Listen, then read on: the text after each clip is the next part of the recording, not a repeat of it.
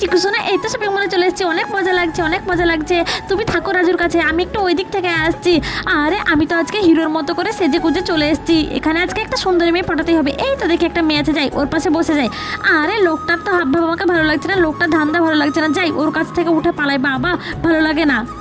যাক বাবা, মেয়েটাও চলে গেল, আমি হিরোর মতো করে সেজেলাম। তাই যাই ওই দিকে, যাই দেখি ওই দিকে কোনো মেয়ে আছে কি।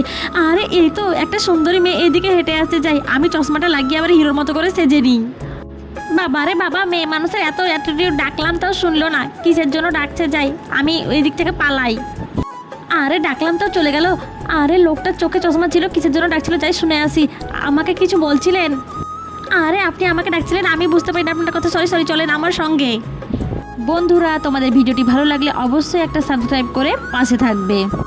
আরে দাদা, আপনি এইভাবে উঠে পড়েন, তাহলেই চলে যাবেন। আরে আমাকে উঠিয়ে দিল।